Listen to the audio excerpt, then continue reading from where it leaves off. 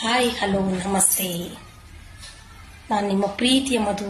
ಎಲ್ಲರಿಗೂ ನನ್ನ ನಮಸ್ಕಾರಗಳು.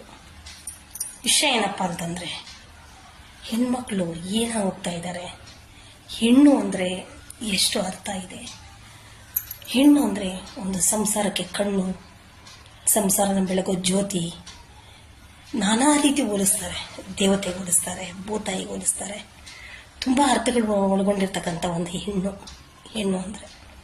ಈಗೇನಾಗ್ತಿದೆ ಜನ್ರೇಷನ್, ಹೆಣ್ಣೆ ಎಲ್ಲರ ಸಾವು ಕಾರಣ ಆಗ್ತಿದ್ದಾಳೆ, ಸಂಸಾರಗಳು ಕಿತ್ತೋಗೋ ಕಾರಣ ಆಗ್ತಿದ್ದಾಳೆ, ಸಂಸಾರಕ್ಕೆ ಉಣ್ಣ ಆಗ್ತಿದ್ದಾಳೆ, ಸಂಸಾರಗಳು ಹಾಳು ಮಾಡ್ತಿದ್ದಾಳೆ. ಗಂಡನ ಕೊಲೆ ಮಾಡೋದು, ಮಕ್ಕಳನ್ನು ಕೊಲೆ ಮಾಡೋದು, ಎತ್ತಿರೋ ತಾಯಿನ ಕೊಲೆ ಮಾಡೋದು ಹೆಣ್ಣಾಗೋಗ್ಬಿಟ್ಟಿದ್ದಾಳಲ್ಲ. ಯಾಕೆ? ಏನಾಗಿದೆ ನಮ್ಮ ಹೆಣ್ಮಕ್ಳಿಗೆ? ಒಳ್ಳೇದನ್ನ ಯಾಕೆ ಮಾಡ್ತಿಲ್ಲ?